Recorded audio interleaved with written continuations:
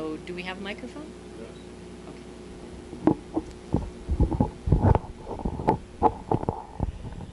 I want to make sure you hear me. Thank you for inviting me today. It's lovely to see so many faces that I remember from a couple years ago.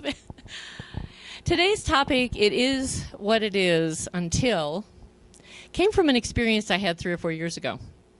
We were driving back to Grand Junction from Fruta after visiting some dear friends who have since moved to Canada. And it was a short visit, but it was a lovely visit. We're driving home, we turned on the radio, and the male host was interviewing someone, a woman. I have no idea now what they were talking about. But the woman being interviewed responded to his comments with this line: "It is what it is until it isn't anymore."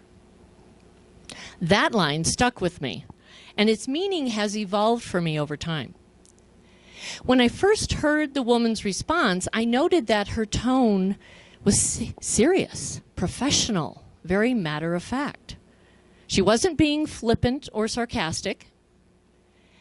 The radio host joked about the comment at first, and then he realized how serious she was, so he asked her to explain what she meant.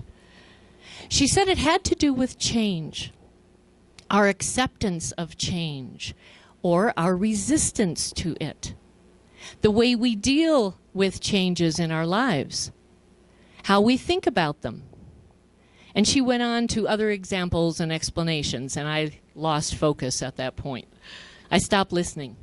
But the ideas about changes stuck with me, and I thought, how very new thought this is that she's talking about. So today we get to explore that idea for ourselves. First, let's take a look at what it might be in this statement. It is what it is. Yes, it can refer to change, something that is evolving in our lives, an experience, good or bad, wanted or unwanted, and we'll go more into that in just a few minutes. It could also refer to divine power, universal law, cause and effect, whatever you choose to call God or Spirit that provides the creative spark for something new, brand new or renewed, an effect or experience, change. If we look at that first part of this idea in this way, it is what it is, well, it is just that. God is what God is. Neither you nor I can change God.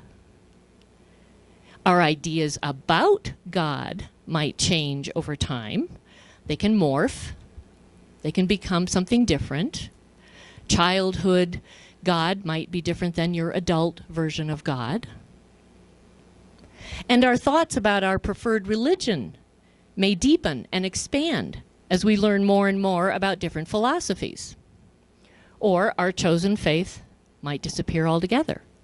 Or we could become agnostic amidst all the options or confusions or similarities and think, what's the point? Sidebar. Talking about different religions to choose from, I want to mention something that is special to me. Today, August 8th, is the final day of Interfaith Awareness Week for 2021 in this valley. This week-long celebration of all religions has been promoted and encouraged by members of the Grand Valley Interfaith Network, Given. This is our 4th year bringing this week-long awareness to the valley. And each year, more and more organizations are joining us in the proclamation. We started out the first year with no one recognizing it in the valley, except us. And the second year, the City of Grand Junction Council presented us with a proclamation, and has each subsequent year. Last year, Fruta joined in. This year, we had both Palisade and Mesa County joined in. So we've gotten proclamations from everybody. So yay! So there's a growing awareness in the community in acknowledging the religious diversity and creating a welcoming presence. That's the goal. And supporting Given's community projects that we have. We have 2 food drives a year, and we present a public invite for the Thanksgiving service, the Tuesday before Thanksgiving. You can visit the given website or speak to me afterwards if you want more information. Okay, back to what it is. God has not changed, no matter what your religion or faith or spiritual practice. But our thinking about God can evolve or change, right? Either becoming more expanded or more limited. So it is what it is, period. A second perspective of this statement, it is what it is that the it refers to the concept of change, as mentioned earlier, or the evolution of life. It can be change in our emotional or psychological beingness, our life experiences, where we live or work, our financial well-being, our health. It can be all the physical, real-world events and encounters we have or create. Keep in mind that this statement, it is what it is only a snapshot, a now moment of any such experience. This statement can be a great tool in bringing focus to a situation or to thoughts that might be causing us stress. Just saying, it is what it is right now. And whoosh, we have clarity and calm and maybe a little sense of peace. For example, did you just bomb out of a job interview? It is what it is, and you learned what to do better next time. Did you just receive an award for your volunteer efforts? It is what it is, and there's so much more we can do to help. Are you coming to terms? I bet everybody can relate to this after 2 years in this pandemic. Are you coming to terms with the effects of aging on your body? It is what it is. And I'm learning to adapt, to do things differently, to find new interests, to pace myself or change my schedule. The point is, and I'm sure you can see, is that it is what it is until I change my thinking about it, or until I accept a new way for something to be, or until I decide to do it differently, or until I let go. Let go of the resistance, the grief or hate, the fear, the stress, the whatever is bringing you uncertainty or suffering. I mentioned grief. And I'm reminded that a couple of days ago was the 4th memorial anniversary of my father's death. Mike and I visited the memorial garden again to acknowledge the date of his passing and to spend time under the tree that was planted in his memory. It's a beautiful setting. I don't know if you've been over to the Orchard Mesa Cemetery. It's just beautiful over there in the trees. It's a great place to walk in the shade, too. And I love going there to commune with Dad's spirit. And while I miss him, the suffering has greatly diminished. You see, 1 year ago on the same date, we became grandparents to twin girls. Mike's middle son and wife live in Denver. Both are vibrant, red-headed little babies. And the girls celebrated their first birthday, just this past week. And they're so adorable. And we've gotten to see them once. So a day of sadness has become one of joy and celebration. My mindset has changed. My focus is on the beginning of life and growth. Eric Butterworth wrote in his book, In the Flow of Life, this guiding passage. He said, the important thing is to keep alive as long as we live. It is a commitment to grow onward rather than simply to grow old. When asked how she managed to grow old so gracefully, a retired Midwestern doctor replied, "You don't grow old. When you stop growing, you are old." In Buddhism, the starting point of the teaching is the inescapable truth that the existence entails suffering. Existence entails suffering. This is called the first noble truth, which is often difficult to embrace. And yet, according to Buddhist monk Jack Kornfield and others, the whole purpose of Buddhist psychology its ethics, philosophy, practice, and community life is the discovery that freedom and joy are possible in the face of the sufferings of human life. The Four Noble Truths are laid out like a psychological diagnosis. You have the symptoms, the causes, the possibility of healing, and the medicinal path. Now keep in mind that in Buddhist psychology, there is a difference between pain and suffering. Pain is an unavoidable aspect of the natural world, whereas suffering is caused by our reaction to the inevitable pain of life.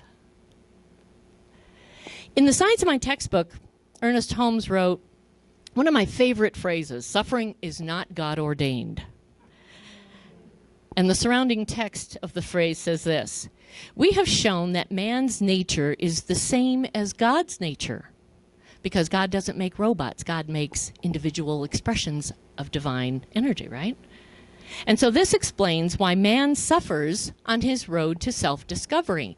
His suffering is not God ordained, because he creates his own experience as he becomes individualized.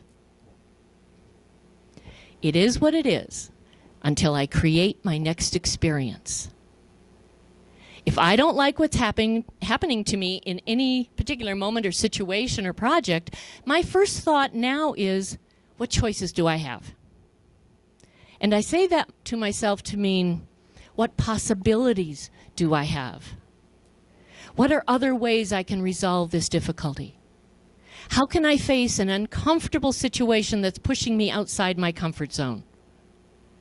What can I do to move into the realm of possibilities, to come up with new ideas, to work out a solution or a project? Charles Fillmore wrote, if you get a good, strong perception of something that your inner mind tells you is true, act upon it, and you will find that it will come true. It is what it is until. The word until is an indication to me that there is unlimited potentiality available if only I take the time to explore it with an open mind. I have choices to make in any given moment of the day. I have choices to make in the current situation, but only as long as I allow it to exist in that manner. Then I can make a new choice. The situation can evolve as I direct it, or allow it to be directed by others. We turn over our power often, don't we, in situations? Choice, change, possibilities. I think those are the three most powerful words in our English language. Each time I embrace the it is what it is until it's something else mindset, the creative potential expands into new insights, new ways of doing things, and I must find the willingness to be comfortable with the unknown. That is a huge step for me. Being comfortable with the unknown is not often a characteristic for planners like me. I'm one of those people who changes lanes a mile ahead of time before I have to make a turn.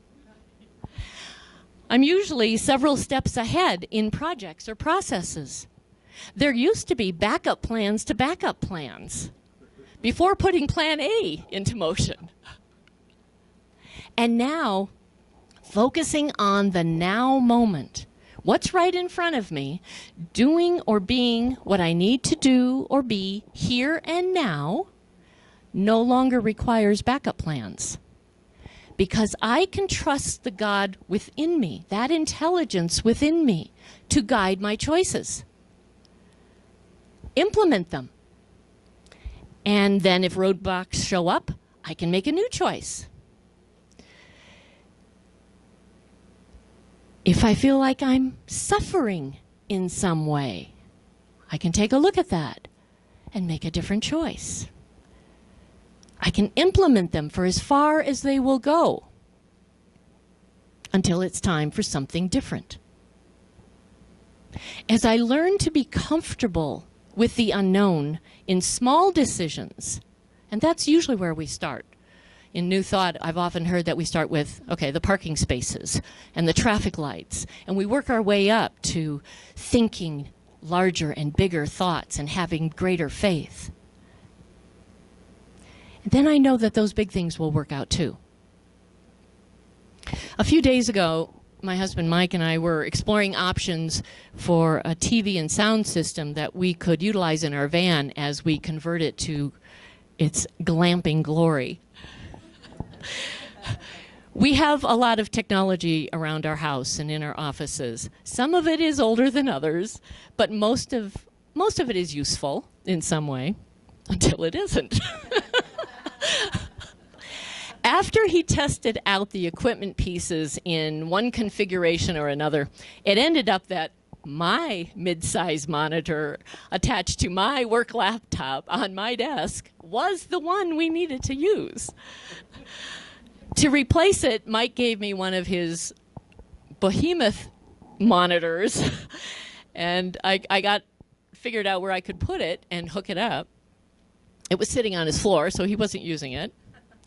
And when I plugged in the HDMI into my laptop, the music sounds that normally came out of my laptop into my external sound system and woofer stopped. Because HDMI takes sound and video and directs it somewhere else. It was coming out of this large monitor now. But this meant that I no longer needed all those cords that draped across from my desk to the other side and that I often tripped over. So I unplugged everything, wrapped it up, put it on the floor in the corner, and now I enjoy fewer cables and a large screen. Technology evolves, doesn't it? We've all seen that happen in our lifetimes. It is what it is until it isn't anymore. If we could apply this same kind of scenario and meaning to all other aspects of our lives, how much less we would suffer. Just like the technology we hang on to, maybe like me, you're hanging on to a treasure trove of mementos and family memorabilia. Eventually, there comes a time when we have to let go. We have to let those things go. Either when we're physically alive or when we're not. The act of release can be very healing and freeing. It can come in the form of cleaning up your email inbox, chucking expired cans of food, organizing your cabinets to find duplicate products of all kinds. Have you ever done that? Or trading a small monitor for a larger one. You know, you score. It can also be healing to let go of old ideas, to release limiting beliefs, small-minded perspectives, or anything else that no longer serves you or does not allow you to live life to your fullest potential. In the past few months, I've started to release volunteer roles. I've also been appreciating the freedom I feel when I no longer live under certain titles or self-defined roles of being. For example, I was a massage therapist for several years, a career that ended about 10 years ago. Now, for the first 6 of those 10 years, I continued to renew my state license. I just wasn't ready to give up the title, the roles, the persona of being a massage therapist. I loved that career, and I was good at it. It was one of my favorites. But I gave too much of myself to my clients and to the profession, and I ended up getting hurt. Finally, about 4 years ago, I stopped renewing my license. I knew I was never going to be a massage therapist again in the way that I wanted to be, but I still kept my massage table set up. And for the past 10 years, I've hauled it around from one home to another, one closet, one garage space. Finally, a couple of weeks ago, that's how recent this has been, I donated the whole thing to a local massage school, so now students can utilize the table. My massage career may have ended 10 years ago due to physical pain, but by hanging on to the role of who I was as a therapist and the tools involved, I allowed myself to suffer each time I looked at it. Now I can look back and remember, occasionally, how good it felt to be a therapist and all the people that I was able to help, rather than looking at the massage table and wishing I could revive a career that I can't do. Immediately upon walking away from that school and the donation, I felt a sense of freedom, an opening of space in my consciousness to explore something else. I actually thought, what am I going to fill it with? To seek out other possibilities where before there was regret. It is what it is until it isn't anymore. Now, I did a little bit of research about this topic, and I used the faithful Facebook resource. And on the New Thought Ancient Wisdom page, there was posted 4 spirituality laws from the Native American culture that say everything happens for a reason in life. When you understand this, it's very easy to handle, and you can confidently look at what's happening, thankful for what was there and happy for what's going to happen. The first law says, the person you meet is the right one, which means no one comes into our lives by accident. All the people around us who interact with us stand for something, either to educate us, to be our teacher, or to help us in our situation. The person you meet is the right one. The second law says, what happens is the only thing that can happen. Nothing, absolutely nothing, of what happened to us in the past can be different. Not even the most insignificant detail. There just isn't any going back or do-overs. So stop thinking, if I had done it differently, it would have been different. No. What happened is the only thing that could have happened and needed to happen for your growth, for our lessons so we can get ahead. Everything, yes, every situation that happens to us in life is absolutely perfect for us, even when our spirit resists or our ego doesn't want to accept it. The third law says, every moment when something starts is the right time. Everything starts at the right time. Not sooner, not later.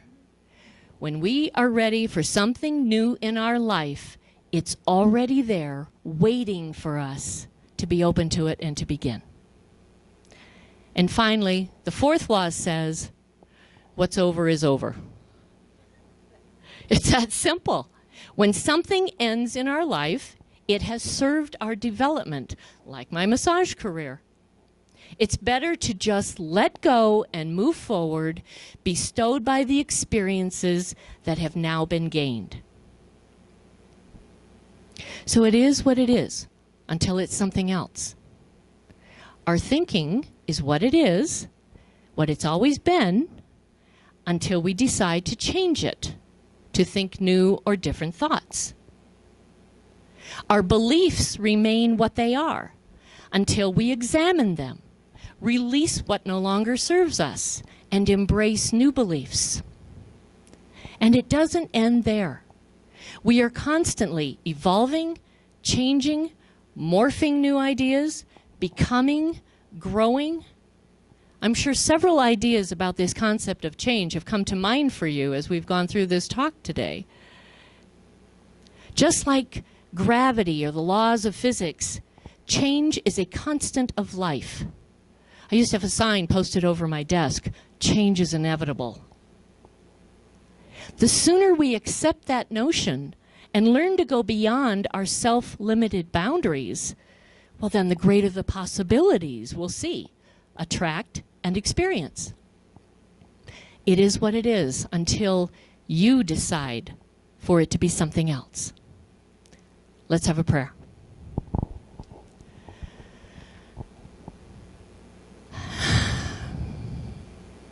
So as we allow ourselves to be enfolded in the arms of love,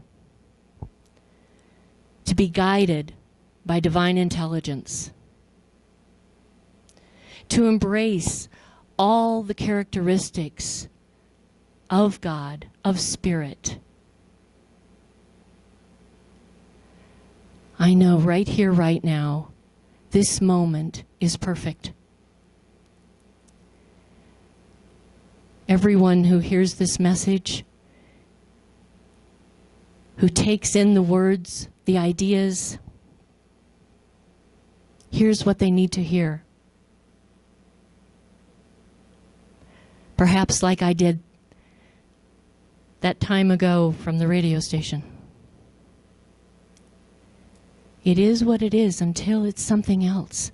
And that something else is magnificent. I create my own experiences. My reactions to whatever is happening in the natural world are mine alone, as yours are yours. We are in control of our own thoughts, our own decisions, our own ideas. They are personal, individualized, and unique, precious and backed by love. How powerful is that?